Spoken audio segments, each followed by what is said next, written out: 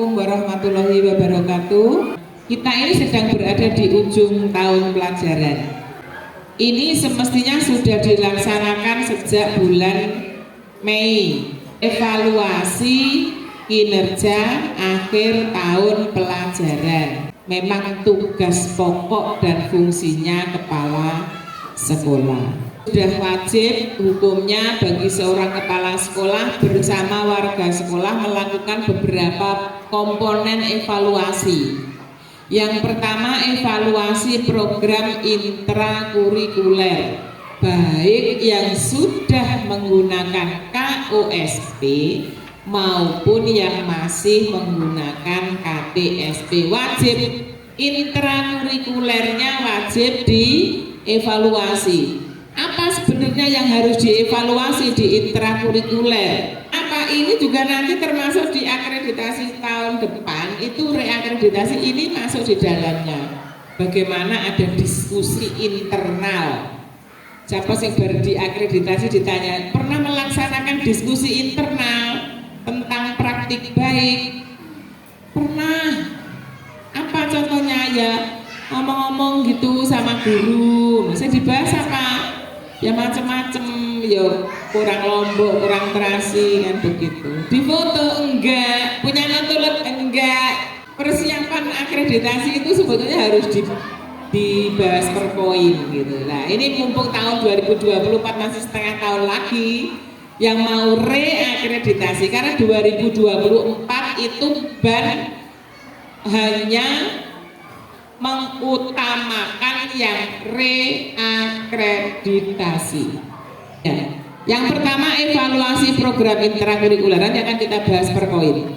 Yang kedua, evaluasi program P5. Kan TK itu sudah KOSP sejak tahun 2022-2023. Berarti sudah ada program P5. Program P5 di sekolah, program P5 di gugus, program P5 di kecamatan, itu nanti akan kita bahas bersama-sama. Yang penting adalah evaluasi KOSP. Ibu menyebutnya apa? Kalau kurikulum namanya di peninjauan ulang atau review. Bukan baru 1 tahun, kan belum dilaksanakan seluruhnya. KOSP itu ada yang ditinjau kembali 3-5 tahun dan ada yang ditinjau setiap tahun. Yang ditinjau setiap tahun adalah program pembelajaran. Nanti dibahas lagi. Review KOSP yang sekarang masih pakai KTSP berarti tahun 23-24 itu wajib sudah full KOSP. Ya. Yang terakhir adalah evaluasi 8 SMP. Bu, bedanya apa? Evaluasi KOSP dengan evaluasi 8 SMP. 8 SMP masih ingat apa? Yang ada di PP nomor 4 tahun 2022 tentang standar nasional pendidikan. Nomor 1 adalah SKL, standar kompetensi lulusan. Kalau di PAUD itu dibilangnya STPP, standar isi, standar proses, standar penilaian, standar. Sekarang standar penilaian kalau di 8 SNP bukan nomor 8. Jadi satu gabung SKL, isi, proses, penilaian itu jadi. Biasanya kan standar 4 itu pendidik dan tenaga kependidikan. Mengapa dari evaluasi akhir tahun pelajaran ini perlu saya sampaikan? Supaya nanti di tahun 2023-2024 bulan Juli per 1 Juli lembaga sudah siap melaksanakan program yang sudah di RTL kan.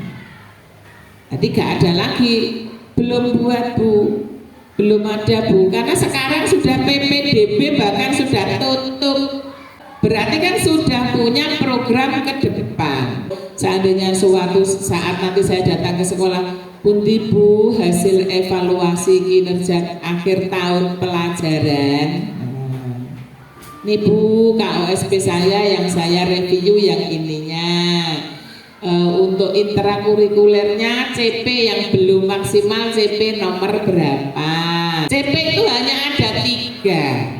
Nilai agama budi pekerti, jati diri, DNS, TRS. Dimensi literasi, dasar-dasar literasi, matematika, sains, teknologi, rekayasa, dan seni, DNS, TRS. Dibien jenenge STEM. Saiki gak oleh bahasa Inggris Bu. Bahkan akreditasi itu sekarang lebih diutamakan adalah bahasa daerah. Sing badhe akreditasi hitung-hitung nganggo bahasa Inggris mboten dibiji, bahasa Arab mboten dibiji. Jadi sekarang itu boleh, bahkan dianjurkan mengenalkan bahasa daerah. Ada di manakah kalau kita mau mengajarkan bahasa daerah di intrakurikuler atau di P5? Di intrakurikuler.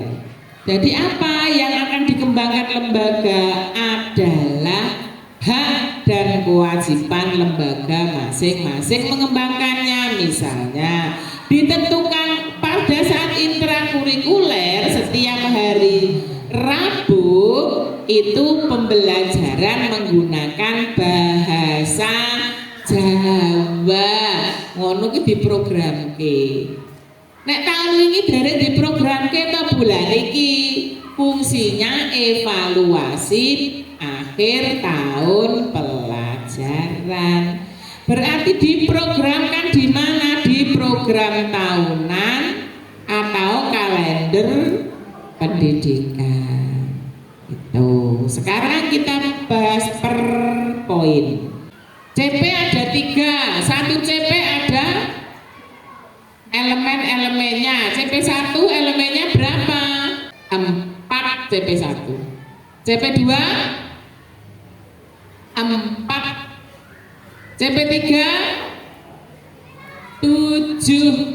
Tetapi tahu, oh guruku ini mengajarnya di CP1, tujuan pembelajarannya dari CP anak mengenal dan percaya kepada Tuhan Yang Maha Esa.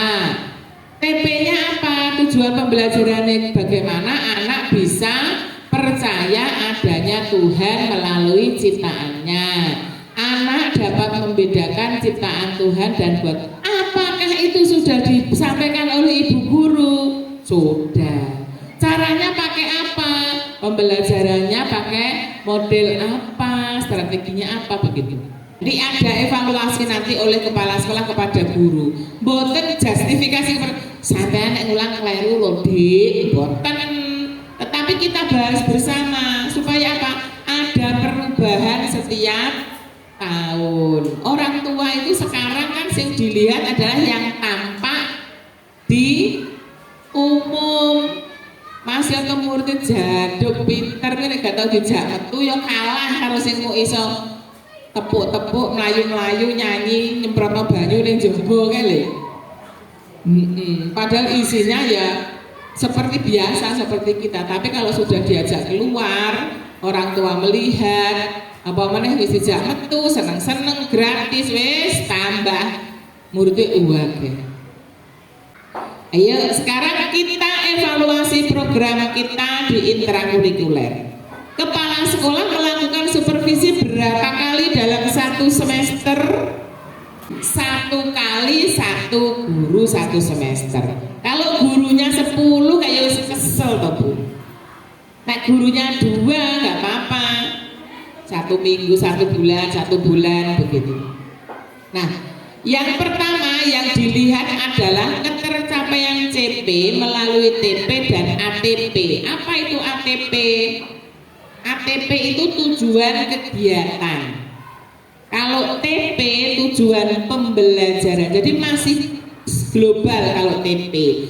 Kalau ATP tujuan kegiatan itu sudah spesifik kepada kegiatannya. Contoh, tadi saya menyebutkan CP1 elemen 1 anak percaya, anak mengenal dan percaya kepada Tuhan Yang Maha Esa. Terus TP1 anak percaya adanya Tuhan melalui ciptaannya. Masih umum kan ya? Terus di kegiatannya ada tujuan lagi. Anak dapat menyebutkan makhluk hidup ciptaan Tuhan. Spesifik makhluk hidup. Makhluk hidup itu kan banyak. Karena temanya diri sendiri, berarti yang dibahas adalah tentang manusia, diri sendiri. Apakah guru itu mengenalkan dirinya anak-anak tapi tetap menstimulasi anak percaya bahwa dia itu ciptaan Allah. Dengan cara apa? Berbagai cara. Mengenal dirinya itu mulai nama panjang, nama pendek, atau nama panggilan, jenis kelaminnya. Nah, kemarin tuh saya diskusi di salah satu kecamatan untuk mengenalkan jenis kelamin apa yang ibu lakukan gitu. Kalau perempuan pakai jilbab, apa wong lanang bae sing nganggo jilbab? Orang perempuan laki-laki itu pakai celana. Lah saya pas itu pakai celana, saya bilang gini, aku laki-laki. Tertawa tertinggal-tinggal. Nah terus gimana Bu? Anak-anak itu tanpa lebih spesifik menunjukkan ya, dengan gambar, dengan video, dengan pengalaman. Itulah fungsinya, namanya apersepsi. Ya. Anak-anak tadi berangkat sudah saling sama ibu, sudah saling sama bapak, sudah, sama kakek, sudah, sama kakak, sama mas, sudah. Kalau ayah, kakek, emas itu apa? Laki-laki atau perempuan? Dia tahu. Kalau perempuan ibu, adik, nenek, bibi itu perempuan. Ternyata anak-anak itu sebetulnya sudah tahu. Bahkan waktu bermain itu ada boneka tangan besar. Ini laki-laki, ini bapak, ini mesti bapak. Kok bisa nak? Iya kan Bu Guru, wong ini ada kumisnya. Kan tanpa melihat seksnya. Ya. Terus yang satu lagi bangun balok. Bu Guru, ini rumah sakit melahirkan. Ini ada ibu melahirkan. Jadi boneka tangan ibu itu dalamnya dikasih boneka kecil yang boneka jari dimasukkan. Nah, ayo 1, 2, 3, ayo. Ibunya melahirkan, terus dicium sama bapaknya. Selamat ya Bu, anak seperti itu. Jadi saya tuh pikir, oh iya, ternyata sebetulnya anak-anak itu nggak terlalu spesifik sampai menjelaskan laki-laki perempuan itu dengan berbagai tahapan pasti dia ngerti. Nggak harus pakai fisik, jilbaban, nganggu celana. Nah itu kan perbedaan yang bisa mengaburkan isi atau mengaburkan materi. Ya, karena apa, anak sekarang itu sudah nggak seperti zaman kita. Apakah CP, TP dan ATP yang sudah dituliskan di KOSP, dituliskan di program pembelajaran itu sudah tercapai atau belum? Melihatnya dari mana? Kan nggak ada nilai anak-anak CP 1 nilai yang dapat nilai 100 berapa, yang dapat nilai 50 berapa, kan nggak ada kalau di PAUD ya. Terus apa ukuran ketercapaiannya? Dari apa pengukurannya? Dari hasil supervisi. Apa sebetulnya yang sudah dicapai saat pembelajaran? Panjenengan masih menyimpankah instrumen observasi kelas yang pernah saya berikan, yang isinya sekian, satu bundle isinya berapa lembar itu? mulai dari cara guru menyusun buku pedoman apa yang sudah dimiliki, bagaimana cara tampilannya RPP-nya, bagaimana cara mengajarnya, bagaimana cara menilainya. Mergo supervisine enggak setiap. Kalau supervisinya ibu-ibu satu semester itu minimal 2 kali. Awal itu administrasinya, terus di pertengahan itu pembelajarannya, pasti ibu pakai administrasi itu. Baik, kita lanjutkan. Jadi hasil supervisi itu mempengaruhi ketercapaian CP dan ATP sampai tujuan kegiatan. Ketercapaiannya bisa diukur dari implementasi model, strategi, dan metode. Model pembelajaran apa saja Bu yang sudah diterapkan? Kelompok dengan kegiatan pengaman. Apalagi sentra, apalagi area. Jadi jangan salah letak. Nah, ada pertanyaan begini Bu, saya pakai sentra, oke. Dalam satu hari dalam sentra ibu menyediakan berapa kegiatan? 3. Bagus. Terus 3 kegiatan itu apa saja? Ini. Bagaimana caranya? Ya menulis bareng sak kelas nulis. Terus kolase satu kelas, kolase semua dengan gambar yang sama, bahan yang sama. Terus menghitung biji-bijian, ya sak kelas ngitung biji-bijian gadai gelas. Ono kuwi sentra. Iya, sentra apa? Sentra persiapan, yakin. Bukan. Kuwi mau panggonane sampean jenenge sentra persiapan, isine biji-bijian, nulis dan sebagainya. Tetapi kegiatannya yo sak kelas bareng, anak-anak ambil kegiatan 1 di sana, kabeh cukup kertas. Kolase yang ngono, ayo ambil satu kelompok, ambil 1 mangkok bijinya, terus gambarnya diambil bareng. Sudah selesai, sudah. Sekarang itu namanya bukan sentra, tetapi klasikal.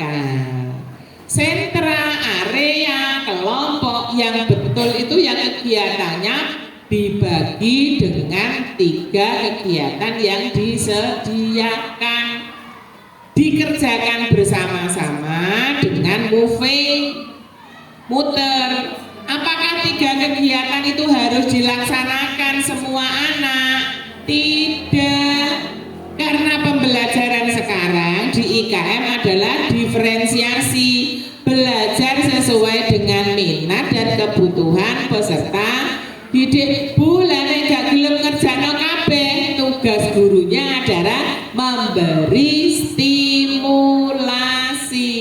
Ra gelem ya wis nyebar gitu. Jadi pilihlah model yang dikuasai oleh guru. Ono guru anyar lagi mlebu, wes langsung Bu sentra tanpa tahu sentra itu apa, harus seperti apa langkahnya. Ternyata sudah bertahun-tahun pun juga banyak yang salah persepsi. Kegiatan pengaman ditentukan 1 kegiatan, tetapi yang disediakan banyak. Iya, bukan kegiatan pengamannya main malam, main plastisin gitu. Terus anak pegangnya lain nggak boleh, bukan begitu. Maksudnya diarahkan di 1 titik. Kalau dia nggak berminat ya boleh pegang mainan yang lain. Makanya nek duwe dolanan dibukai, ojo ditele plastik, diadai etalase terus dikunci. Muridnya mengilur toh ngawasi, Bu aku pengen iki. Ojo, wis sampai bucat lagi ditokno sing anyar. Padahal setiap tahun kan juga diberi dana untuk beli APE. Ojo eman-eman, karena APE, namanya APE itu adalah alat permainan edukatif, pembelajaran. Lah Bu, musola lari-lari yo entek lah. Itu juga stimulasi guru. Diberikan kalau habis bermain, wah puzzle niku hampir sak semester, jangankan sak semester to Bu, agak ditok ayo wis ilang. Karena apa? Stimulasi disiplin dan tanggung jawabnya belum 100% tercapai. Nek enek bocah sing muni Bu kita gawa mulai oleh, berarti dia belum tercapai jati dirinya, mengendalikan emosi diri. Gue mulai dolanan itu emosi diri Bu yang dikelola. Enggak apa-apa pengen dari kecil nggak diberikan stimulasi yang benar. Somben nek tonggone luwih ayu ya pengen, somben tonggone duwe mobil ya meneng karo gremeng ngingutu ijo lho kali. Mergawe apa? Ora tau metu omah kok duwike akeh. Lah dodolan online kok. Jadi sekarang itu kita sebagai guru yang dinilai dalam akreditasi adalah stimulasi performnya guru. Mboten kok muridnya masih muridnya iso bal-balan iso melambungkan sampai 3 meter di tangan sendiri, tapi nek gurune enggak terdeteksi, enggak nampak untuk memberikan stimulasi juga disentang bijine. Jadi percuma muridnya pinter jaduk tapi gurune mau iya Bu ini boleh iya. Wah anak muridnya dolanan balok ya malah ditakoi buat apa. Stimulasi itu bukan menanya bikin apa gitu, bukan. Kalau bermain balok, coba kalau bermain balok stimulasi apa yang ibu berikan? Apa? Scaffolding apa sing jenengan berikan? Kan yang dikatakan scaffolding itu apa? Memberi bantuan. Orang kok ki atau tak lagi wapi, bukan. Tetapi stimulasi mulai dari menanyakan bentuknya, apa yang terjadi, gini gitu. Jadi guru itu mestinya cerewet, orang menang. Jadi nek golek guru PAUD ojo sing stimulasi membuat eksperimen gunung meletus karena biar pendekatan saintifiknya dapat nilai. Terus gurunya saking menangnya, Bu Guru dia makan buat gunung pasirnya diumbru-umbru bolongi tengahnya, malah perintah bukan stimulasi. Mestinya kan kalau mau membuat ada pasir, ada air, ada gelas, mau membuat eksperimen gunung meletus itu harus apa? Coba kamu pernah lihat gunung? Belum? Ayo coba ini Bu Guru punya fotonya gunung. Bagaimana? Kalau dibuat dari pasir kira-kira? Kan gitu. Orang kok gawe gunungnya pucuk lincip, terus dibolongi, terus dikei gelas, terus lah itu namanya bukan stimulasi, tapi apa? Perintah. Jadi ibu-ibu harus paham. Gitu. Jadi saya dengan berkeliling kemana-mana kita jadi tahu tipe-tipenya guru. Ada lagi yang seperti ini. Anak-anak hari ini kita akan belajar tentang pahlawan pendidikan, nggih. Niki Ki Hajar Dewantara nggih. Sak kalimat nggih ping 3. Dadi ngomong enggak nggih sithik-sithik nggih gitu. Jadi ada ciri tersendiri. Ada lagi yang kingke neng omah wi bapake nek esuk mek apa? Ngoko belejet. Mboten enten bahasa Indonesia belas. Kingke. Apa kingke? Kingke pomo cara awake dhewe kimang. Ngono. Kimang.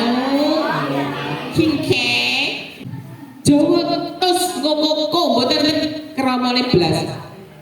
Bapake iki lho nek esuk mek apa? Nyombor sapi Bu Guru. Nek awan kae make angon embi. Terus muridnya tak cerita. Lho, sampean ora iso nganggo sepatu. Kingke sepatuku tuh kok lebuke nang pasar. Kingke itu dia itu cerita kalau ibunya itu tadi beli di Kimang bahasanya yang ngono. Model ada beberapa, silakan. Kalau misalnya tadinya model kelompok dengan kegiatan pengaman, sekarang saya mau berubah sentra yang benar Bu, yang benar-benar nyawanya BCCT. Oke, siap mendampingi. Tapi kalau ibu punya kelas cuma satu terus dibukanya ganti-ganti, misalnya sekarang sentra alam, besok sentra, tapi kelasnya tetap di situ, alatnya tetap di situ, mending tidak. Mending pakai kelompok dengan kegiatan pengaman. Sentra itu mulai dari alat pelaksanaan itu ya berbunyi sentra, karena sentra itu kan berpusat. Muni sentra tetapi di satu hari itu bukanya 4 sentra Bu. Gimana caranya? Jadi kelasnya itu dibagi papan, terus nek bar pembukaan yang tengah, terus pindah rono, oleh milih rono. Masa begitu itu sentra Bu? Ya pemahamannya seperti itu. Lah kalau sekedar pemahaman tanpa diiringi dengan kompetensi yang benar kan ya jadi salah kaprah. Jadi isine dolanane ya padha kuwi sentra alam, sentra itu tetep kuwi sing jero kelas kuwi. Cuma kegiatane tok berbunyi sentra begitu. Kuwi kok sentra Bu. Nah, perubahan dari kelompok menjadi sentra itu kalau diakreditasi berbunyi namanya melaksanakan inovasi pembelajaran. Biasanya itu model, tetapi ada inovasi pembelajaran dalam metode. Kenapa? Biasanya metode favorit, ya kan? Metode pembelajaran itu kan 9 ya. Mesti tanya jawab, demonstrasi, pemberian tugas. Ditakoi karya wisata ya setahun sekali. Rekreasi bukan. Metode proyek berapa kali dalam 1 tahun? Lah jenengan saja wis nglakoni nek gak paham nek kuwi jenenge metode proyek. Anak-anak diajak bikin jus mulai dari memilih bahan. Ya, tugasnya dibagi ini yang bagian nanti mencuci buah menggunakan air masak. Ojo dicuci di keran, padha karo goro. Cuci dengan air matang. Siapa yang bagian memotong buah? Siapa yang bagian nanti pegang alat blender? Siapa yang bagian menyajikan, menghias gelas? Nek wis dadi jus iku jenenge project. Ya, membuat hiasan dari cowek, ojo layak, kegedean nek layak. Cowek. Nah, menghias cobek. Ada yang bagian mendesain, anaknya gambar. Nah, ada yang bagian memasangkan lemnya, ada yang bagian nata. Nek wis dadi ku jenenge ya project. Membuat bangunan balok satu kelompok.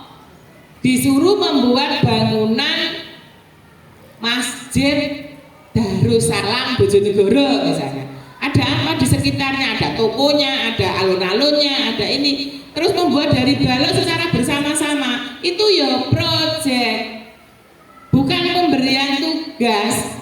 Jadi harus paham. Penggunaan metode biasanya ya kuwi-kuwi ae ya 3 metode bercakap-cakap atau tanya jawab sama demonstrasi, terus pemberian tugas ya wis telu metode ini. Bukan begitu. Itu namanya tidak berinovasi. Jadi ayo kalau menyusun modul, menyusun RPP, persani kepala sekolah, jenengan nganggo model apa Bu? Kelompok dengan kegiatan oke. Metodenya apa kira-kira yang sering jenengan pakai? Gini ku tanya jawab, demonstrasi, pemberian tugas. Demonstrasi ki apa? Demonstrasi itu yuk gurunya maringi contoh, terus anak-anak sudah dikasih contoh Bu Guru, terus sudah, ayo sekarang dibuat, itu namanya pemberian tugas. Oke, bener.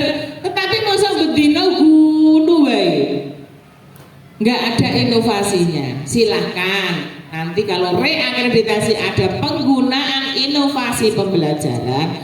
Apakah satuan melaksanakan memfasilitasi inovasi pembelajaran? Iya. dari metode pembelajaran yang hanya 3 dibolak-balik menjadi metode yang lebih variatif. Bu, eksperimen itu ya apa gak pemberian tugas? Enggak. Kalau eksperimen ya metodenya eksperimen. Kalau membuat satu produk namanya project. Kalau karya wisata, anak diajak keluar dari ruangan atau tetap di ruangan tetapi melaksanakan simulasi. Misalnya diberi tugas, ada ya jadi penjual, ada jadi pembeli gitu, main peran. Itu juga karya wisata, karena apa? Dia melaksanakan dengan senang dan membawa sebuah karya. Jadi dilaksanakan dengan rasa senang, membuat karya itu sudah karya wisata. Winginane ana sing budal gerabah. Kalau itu dibuat satu proyek bisa. Tetapi kalau dibikin metode karya wisata karena tugasnya individu, bisa saja jadi metode karya wisata. Tapi kalau dibikin project based learning PBL, ada tujuannya, ada personilnya, ada pembagian tugasnya, ada hasil dari masing-masing kelompok, itu namanya sudah menggunakan strateginya, pendekatannya tidak saintifik tetapi PBL. Jadi project based learning. PJBL. Kalau PBL itu problem based learning. Jadi ada permasalahan. Jadi dari ketercapaian CP melalui TP dan ATP itu bisa dilihat dari ibu melaksanakan supervisi dengan melihat bagaimana implementasi model pembelajaran ibu gurunya. Ketercapaian mengukurnya dari hasil supervisi implementasi model, strategi dan metode. Sekarang kita menentukan dari ketercapaian CP, TP, dan ATP melalui model, strategi, dan metode, berapa persen target yang sudah dicapai dan yang belum tercapai. Bu, lah nek sakur mesen nek sing tercapai 50 ya berarti sing gong 50. Belum tentu. Dalam menentukan target yang sudah dicapai dan yang masih belum, itu tidak selalu belah dua. Tidak selalu nek 80 ya sing guru berarti 20, belum tentu. Ada beberapa persen yang karena ketidak bisa terukurnya. Piye carane ngukur? Kalau tentang pendidikan karakter itu nggak terukur. Ya. Dari persentase tadi, dari persentase ketidaktercapaian dan ketercapaian dengan komponen yang ada dalam CP, TP, ATP melalui model, strategi dan metode, itu baru kita buat untuk tindak lanjutnya. Target 1 tahun ke depan apa? Ya Allah Bu, tiba kalau guruku nek nerangno tentang kepercayaan kepada Tuhan itu cuma ditakoki anak-anak percaya kepada Tuhan, percaya, nggak bisa terukur nek percaya niku Bu. Jadi yang harus terlihat, terukur. Jadi kepercayaan anak kepada Tuhan misalnya dapat menyebutkan ciptaan Tuhan, makhluk hidup, benda langit ya. Kalau sudah bisa menyebutkan itu berarti sudah tahu bahwa itu ciptaannya Tuhan. Lah nek jek ngene, ayo anak-anak, makhluk hidup ciptaan Tuhan apa saja? Meja, kursi, mobil. Berarti apa? Belum tahu. Berarti guru tugasnya apa? Menstimulasi, bukan memberitahu. Hari kita tahu, masjid iki gaweane menungso, tetapi pasire gaweane Gusti Allah, kuwi memberitahu. Tetapi kalau menstimulasi biar dia bernalar kritis, kepala sekolah ditakoki temane aku sayang ayah ibu, aku sayang ayah ibu. Apa tujuan pembelajarannya? Ya bersyukur sudah dilahirkan. Aduh mentok. Lah iya makanya Karena ternyata kan memang benar, guru-guru itu berpikirnya bahwa anak-anak itu sama dengan kita. Jadi nek mikir kita terlalu aduh loh. Bentuknya apa? Sayang kepada ibu, memberi salam, membantu. Target ya Bu, target 1 tahun ke depan. Kalau cara mengukur ibu itu dengan supervisi, berarti kan sudah besok. Tentang keimanan kepada Tuhan itu ibu masih kurang mencapai tujuan kegiatan yang sudah ibu buat. Kayak mau menyebutkan ciptaan Tuhan dan buatan manusia. Anak-anak lihat ini bola, ya bentuknya apa? Bulat. Bulat seperti apa? Seperti muridnya muni kepala. Kalau gurunya muni, oh ya sama dengan kelapa. Terus aku ini tak ibu guru ki salah dengar apa salah ucap? Ya. Muridnya jawab seperti kepala. Mergo gurunya gak balik karena nih. Balik anak-anak bola ini bentuknya apa? Lingkaran seperti apa? Kepala. Mergo anaknya melihat itu bola di sebelahnya kepalanya ibu guru. Lah kok gurunya oh iya ini bolanya seperti kelapa. Nah, terus ciptaannya siapa? Kalau anak-anak pertanyaan ibu guru yang bilang kelapa, terus anak-anak ditanya ciptaannya siapa? Anak-anak bener toh ya? Jawabnya Allah. Loh, wah boleh kok ciptaannya Allah. Boleh itu ciptaannya manusia. Salah ciptaan. Bahasa kata ciptaan itu hanya untuk Allah kalau konsep berpikir anak-anak. Terus ojo sampai kuwali. Buatannya Allah apa wae? Murti poh kelinga-kelingo. Karena apa? Di mindset anak namanya buatan itu pasti manusia. Jadi jangan salah mengucapkan. Ya. Coba siapa yang mau menyampaikan ketercapaian CP, TP, dan ATP di lembaganya saudara secara intrakurikuler dari 3 CP itu, berapa persen yang sudah ibu lihat dari hasil supervisi, dari hasil observasi, dari hasil pengamatan, dari hasilnya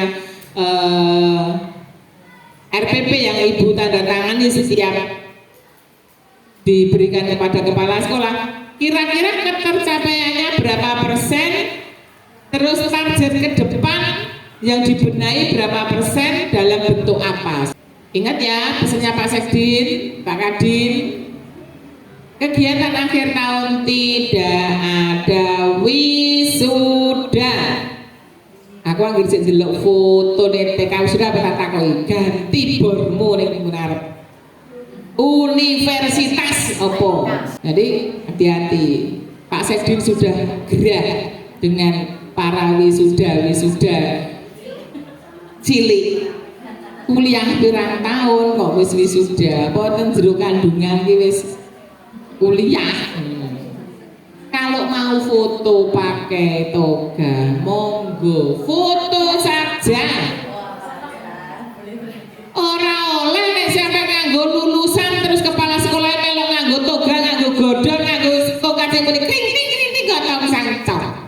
Enggak berpikirkah ibu-ibu itu kalau setelah ini loh masuk sekolah lanjutan, lalu sudah nganggo toga kayak bar Bu. Cek bingung golek gawean. Nah, anak-anak kok dikei toga. Ayo kita merubah. Kenapa kalau sekarang ada P5? Kenapa kalau kegiatan akhir tahun tidak usah pakai toga? Justru kenalkan sama-sama nyewa tapi ada pembelajarannya adalah pakai baju adat. Gitu? Sehingga juga gak usah susah-susah. Nganggo klambi Madura, reak Ponorogo dikei kathok ireng atau diudengi, wes selesai. Jadi ayo kepala sekolah mulai sekarang punya target ke depan merubah yang salah menjadi yang punya pembelajaran. Ya. Itu jangan ibu guru yang mengkoordinir kok salah nek putut kabeh nganggo toga terus gurune disebut gak wisuda. Lah itu ada buktinya. Itu Bu, pengawas yo kena nek pengawas lu blenger diseneni. Nek nyeneni ora siji per siji Bu. Diapel. Jadi kabeh kena wis merasa sendiri. Tugasnya siapa? Tugasnya nek guru tugasnya kepala sekolah. Nek kepala sekolah tugasnya pengawas.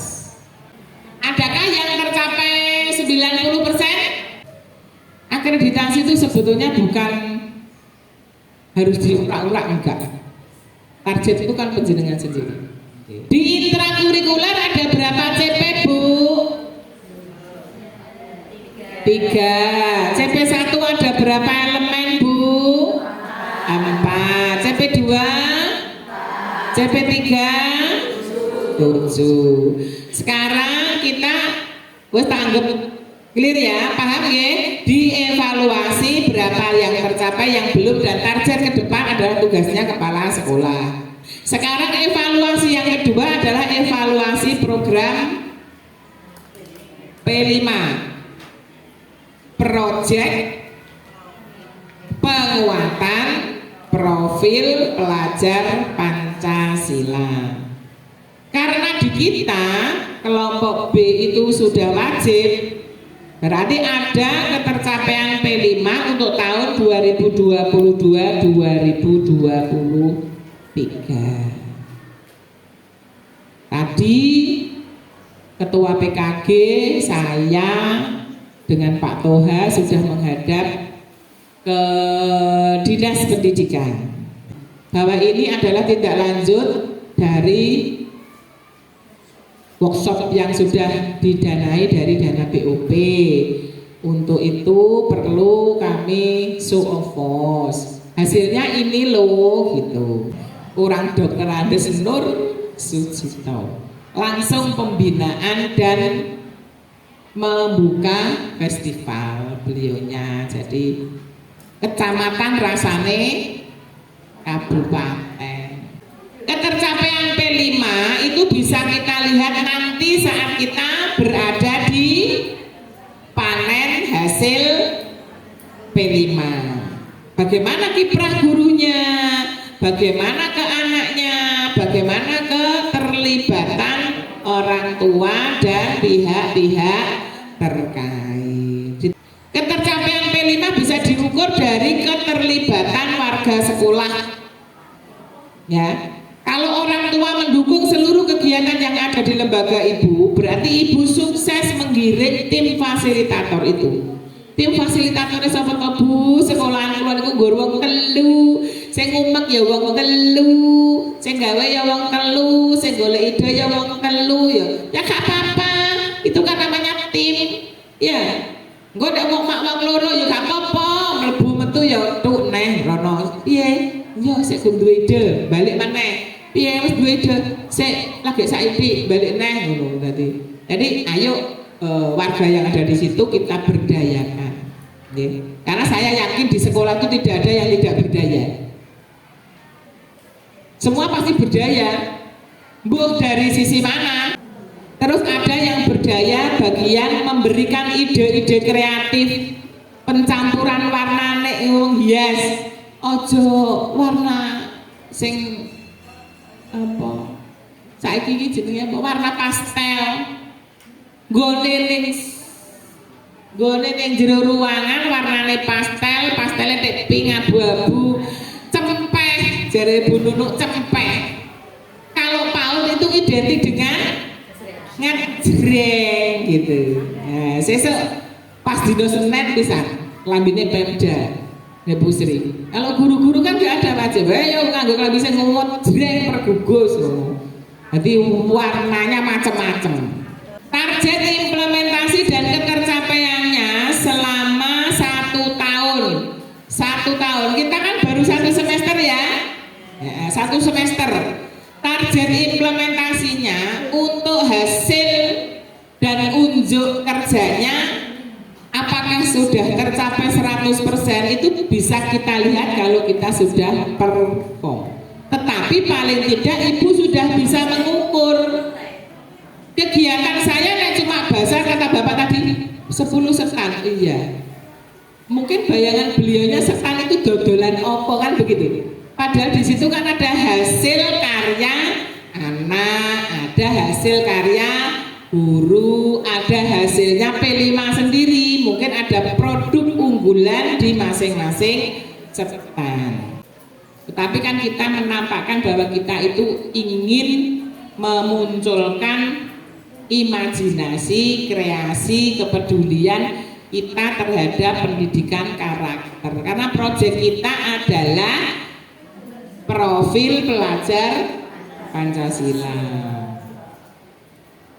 Bagaimana evaluasi program P5 terhadap pemilihan tim fasilitator? Saya tak tanya, ibu-ibu sudah nunjuk tim fasilitator sekolah? Apa ya guru, apa ya kepala sekolahnya, ketua tim? Oh, buat PJ guru tidak apa-apa, tekniknya terserah. Tetapi kan ada masing-masing lembaga kan punya ciri khas masing-masing. Kayak di abad 2 itu kan PJ begitu.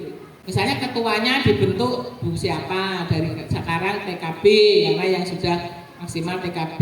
Terus anggotanya ini hasilnya tim itu apa saja, budaya yang diterapkan apa, targetnya apa, hasilnya yang diharapkan apa, itu kan ada di tugasnya tim fasilitator. Jadi bisa terukur. Misalnya kalau timnya TK Islam Singajaya, ketuanya misalnya Bu Ani gitu. Ada siapa saja ibu guru di situ. Terus tujuannya P5 itu temanya apa, targetnya apa, unjuk kerjanya dapat apa, hasil karyanya dapat apa, harus apa, gitu kan ada targetnya. Ada evaluasi apa? Untuk P5 tahun ini belum dibentuk tim dan tersusunnya program ya. Berarti target ke depan untuk P5-nya harus sudah punya tim. Kan ada 2 semester, berarti ada 2 kali tema kan? Nah itu berarti siapa yang bertanggung jawab sebagai koordinator tim fasilitator. Terus targetnya apa, jadi bisa diukur. Kepala sekolah itu kan manajer toh, rasa melok cawe-cawe mak takok wis teko ndi, hasile ndi, kan begitu. Bulane kepala sekolah yo melok momik wong loro ya gak apa-apa. Ada guru yang gandel diseret. Ya, karena guru itu emang ada tipe guru tuh yang jaluk disuruh jaluk dieling, jaluk dikongkon buat ngatur bubar kalian. Ya, jadi ibu kepala sekolah semuanya jangan takut memberi masukan kepada guru yang senior. Ya, senior kalah karo jabatan. Dan di sekolah sudah nggak ada apa-apa, kecuali kalau di sekolah itu penjenengan punya target RPP besok harus selesai hari ini, yuk barno sampai bar. Jadi nek rapat, yuk garap, ojo rapat tok garape keri, kok nek mulai sore gremeng lah. Jadi ya kerjakan.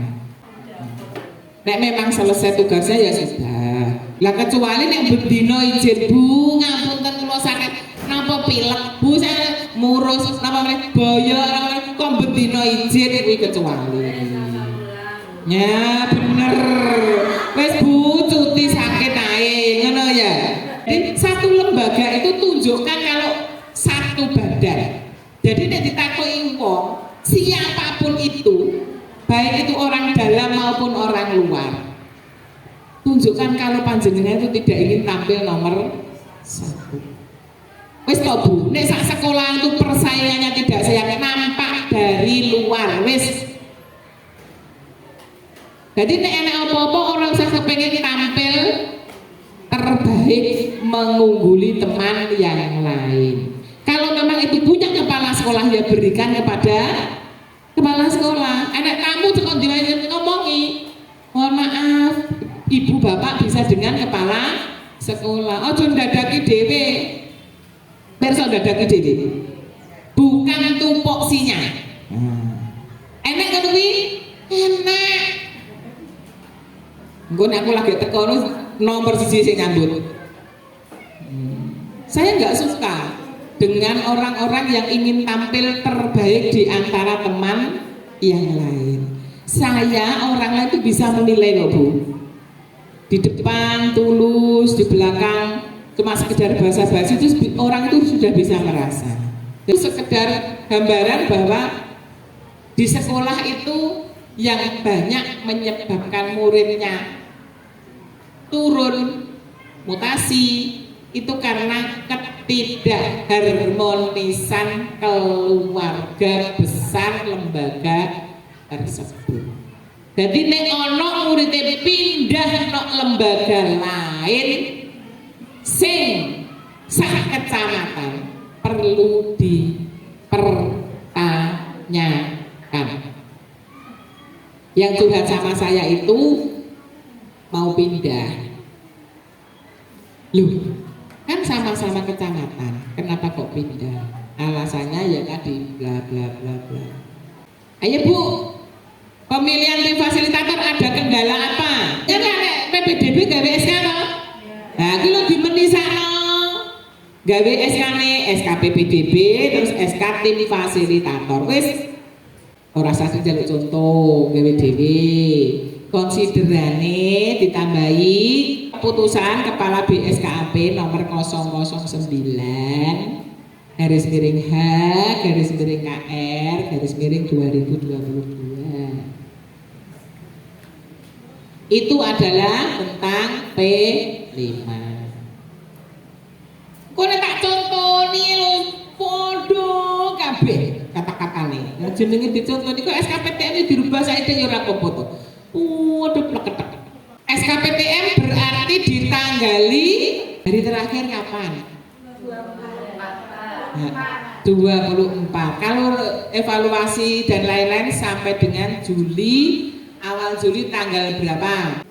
Panjenengan evaluasi dan rapat kan nggak mungkin sehari. Misalnya jenengan mengatakan di dalam dasarnya itu berdasarkan hasil rapat tanggal 30 Juni atau 29 Juli dulu nek gak minggu pokoknya. Terus memberi keputusan per 1 Juli. Nek 1 Juli merah berarti 2 Juli gitu. Jadi orang kok serta-merta tanggal 14 Juli hari masuk pertama duwe SK mboten ngoten. TMT-nya kan TMT-nya SK yang dulu kan akhir Juni. Berarti panjenengan kan awal gak takok tanggal rapot piro? 22. Berdasarkan apa? Saiki sajane kepala sekolah gak perlu tanya tanggal berapa. Pedomannya rapot itu maksimal 2 hari sebelum hari terakhir masuk. Nek jenengan terakhir masuknya 23 berarti tanggal 20 wis oleh tanda tangan rapor.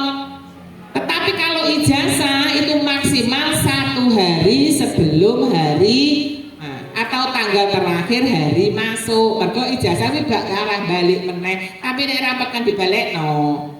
Makanya nek gawe kalender pendidikan langsung ditulis di situ tanggal rapor tanggal piro nggih kalender.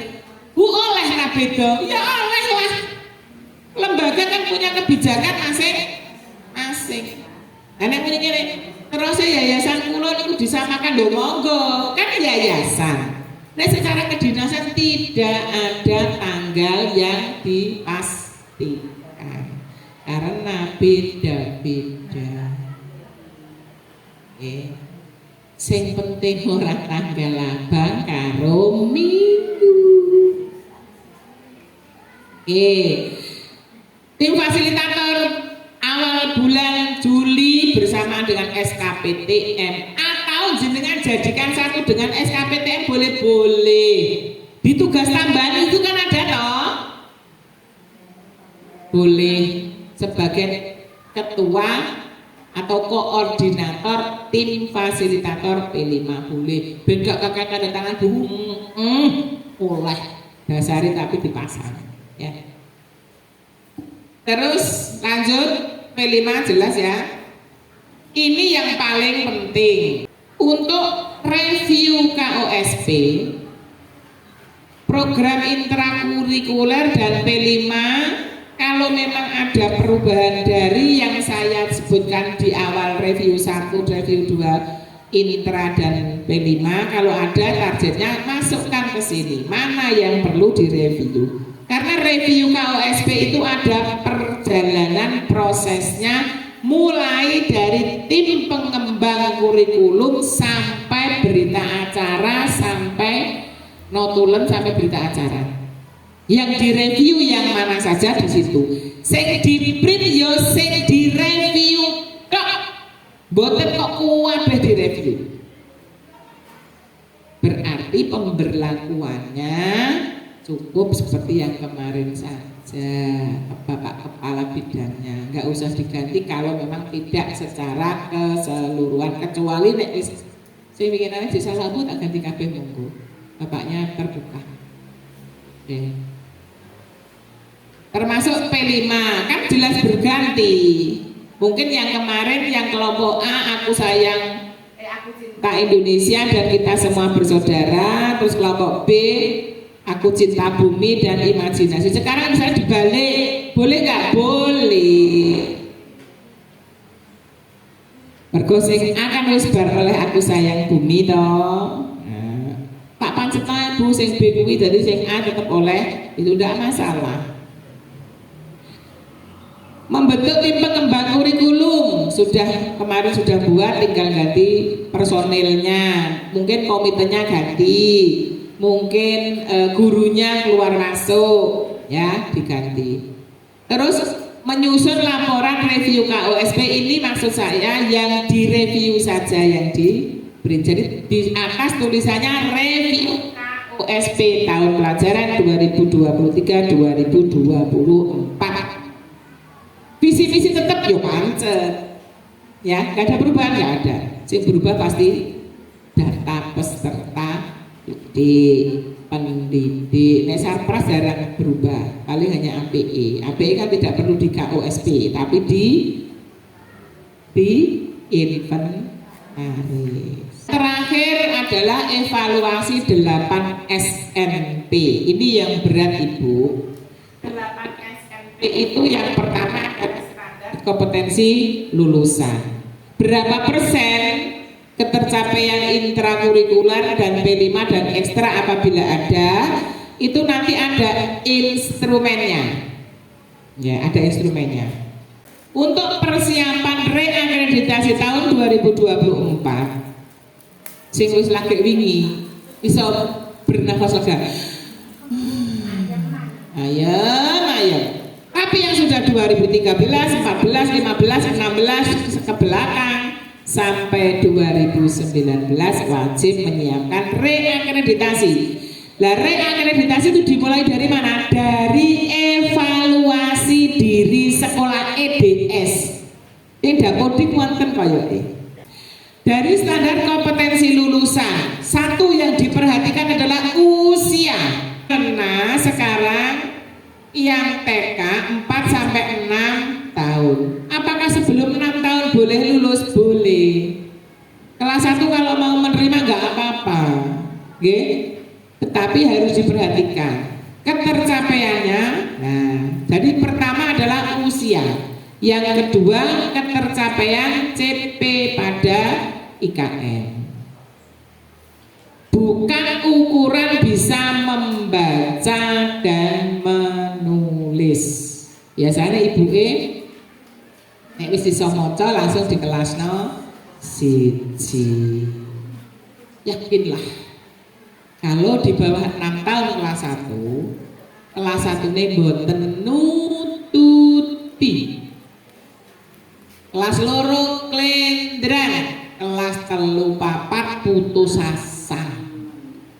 Iya, karena pembelajaran IKN sekarang itu penalarannya tingkat tinggi. Kan 4C-nya itu benar-benar diterapkan. Dan nek kancane iki liyane wis iso penalaran, dhekne cuma apalan. Apa yang terjadi? Ya pasti ketinggalan kereta. Membaca, menulis, berhitung boleh diberikan kepada anak usia dini, tapi dengan cara bermain tadi. Standar yang kedua, standar isi.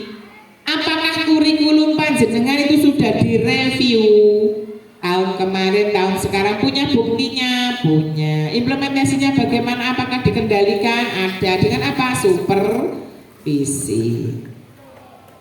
Standar 2, standar isi. Apakah isinya sesuai dengan struktur kurikulum yang dari pusat? Isinya intrakurikuler dan P5. Intrakurikuler dasarnya dari mana? Dari BSKAP nomor 262 tahun 2022. Apakah P5-nya sudah sesuai dengan keputusan Kepala BSKAP nomor 009 2022. Kalau sudah sesuai ya sudah. Berarti standar isi sudah punya pedomannya. Standar yang ketiga, standar proses. Apakah lembaga sudah menentukan model pembelajaran? Apakah sekolah itu sudah mempergunakan atau mengimplementasikan strategi dan metode yang tepat sesuai dengan kompetensi guru? Kalau sudah ya sudah.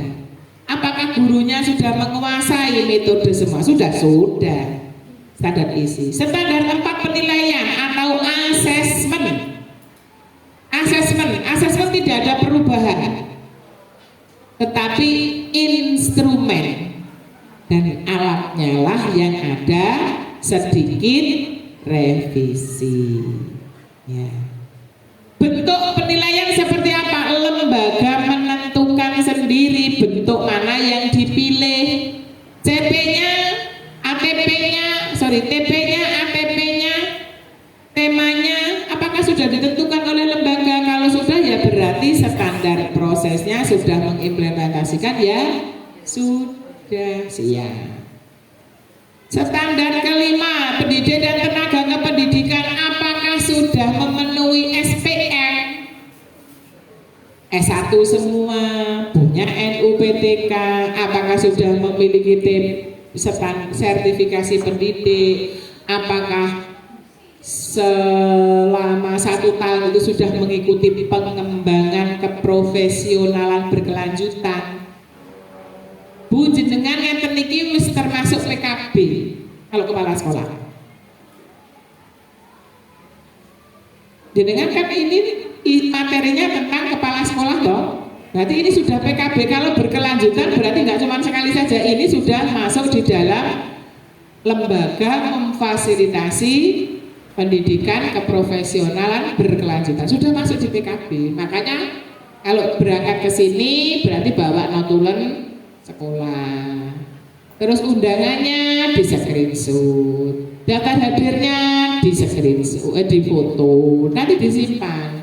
Jadi bukti bahwa lembaga sudah memfasilitasi peningkatan pendidikan keprofesionalan berkelanjutan. Ikut workshop, dan karena workshop masa melo-melo, ya ikut.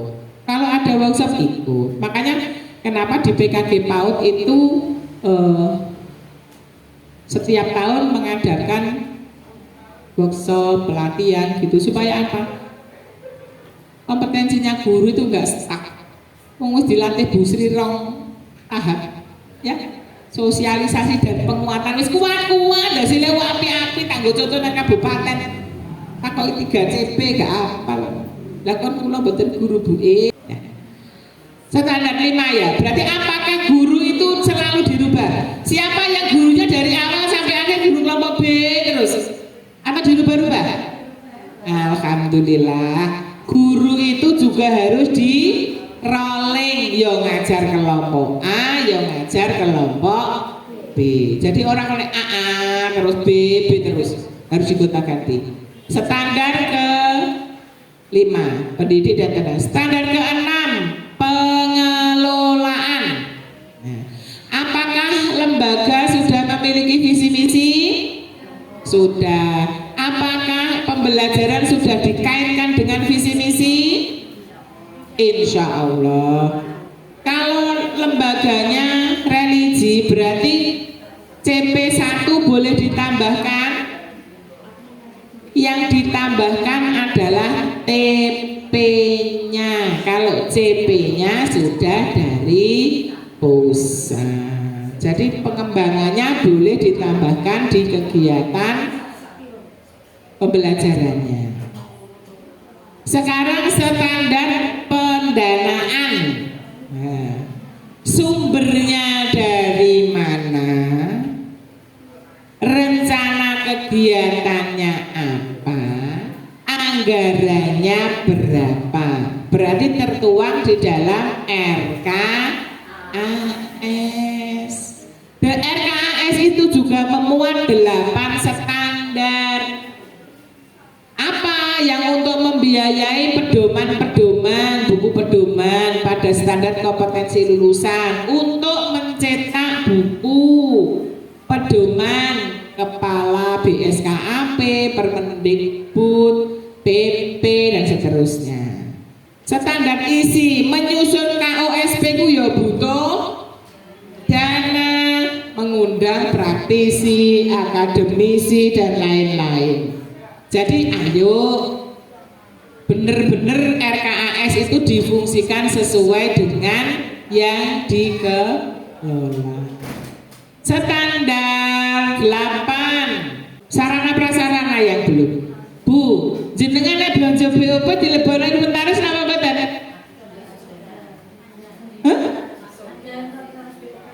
Ada inventaris BOP sendiri.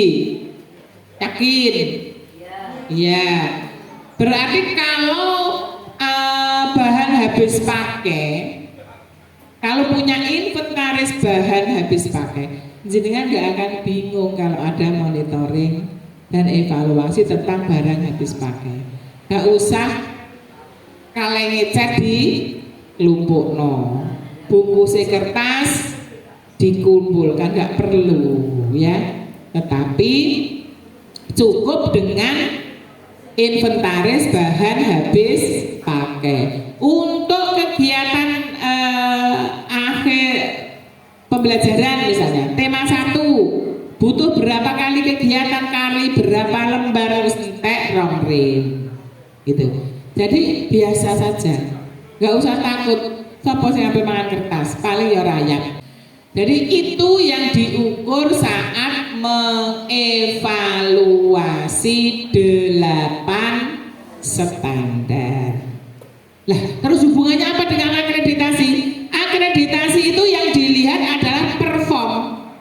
Apakah lembaga memfasilitasi guru dalam PKB? Ada. Di mana dilihatnya? Di RKAS. Ada di mana? Buktinya diberi surat tugas, ikut workshop, ada notulen, ada hasil.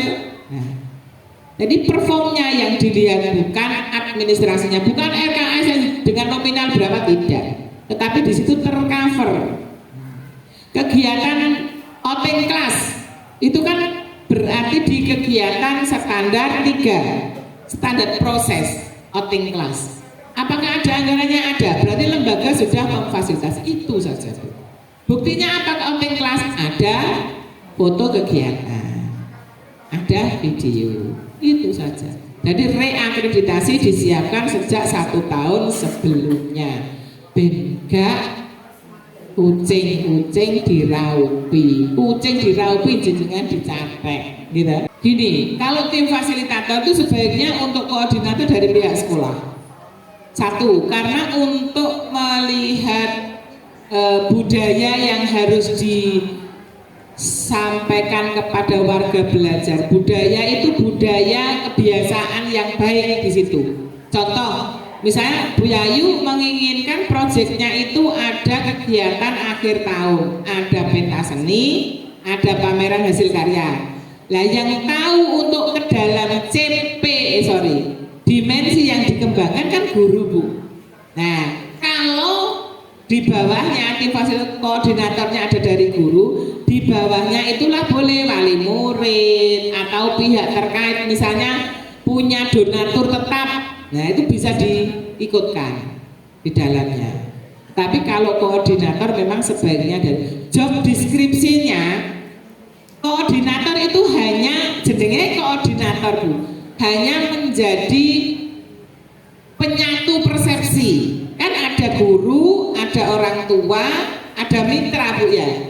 Mitra itu misalnya gini, punya Bu Yayu itu kan punya mitra orang apa, Bu Aisyah ya.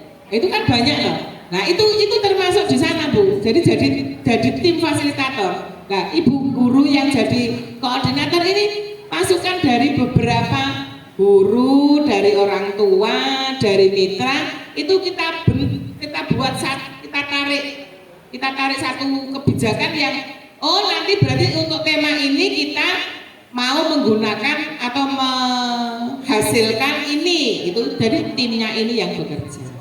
Kalau yang lain kan hanya pendukung, tetapi pengambil kebijakan untuk membuat satu budaya yang benar-benar diterapkan itu loh Bu Yayu. Jadi koordinatornya dari lembaga. Nanti yang 3 ini yang dimintai masukan, kritikan, pendapat supaya punya perbedaan, punya branding P5-nya miliknya Abah sendiri, bukan nyontoh kono. Walaupun kita ini kan untuk uji coba pertama ini kita satu gugus gitu, tapi kan lembaga itu boleh punya kebijakan sendiri. Kalau seperti Bu Yayu kan gurunya wakeh, mulai dari TPA, AB, TK. Loh, 3 layanan kan banyak gitu. Bu Yayu gitu ya. Jadi job deskripsinya koordinator tuh ya hanya memfasilitasi bagaimana masukan daripada tim yang lain gitu. Kayak Bu Danes itu ya bisa melibatkan dari pihaknya Kodim ya. Kemarin itu kan penjenengan ke Gerabah kan dengan pihak sana. Nah itu kan dimasukkan di tim fasilitator. Jadi salah satu ada yang dari mitra namanya. Seperti Bayangkari itu ya mitranya bagus tuh, yayasannya itu bisa masuk di jalan situ. Karena kan yayasannya banyak ya Bu. Ada seksi apa? Bu Umi Joko itu apa? Nah itu beda sendiri Bu. Jadi itu yang dimasukkan ke dalam tim. Jadi bisa memberi saran masukan berdasarkan atas nama yayasannya. Yayasan terus punya ini apa? Guru, ada komite. Jadi lengkap sudah. Yayasan itu bisa dimasukkan ke tim fasilitator karena memang itu membutuhkan banyak pemikiran. Project P5 itu sebetulnya kan show of force-nya lembaga. Intra itu pasti terukur dengan adanya P5 itu. Tidak ada, saya cukupkan sekian. Terima kasih atas perhatiannya. Mohon maaf apabila ada yang kurang. Saya akhiri. Wassalamualaikum warahmatullahi wabarakatuh.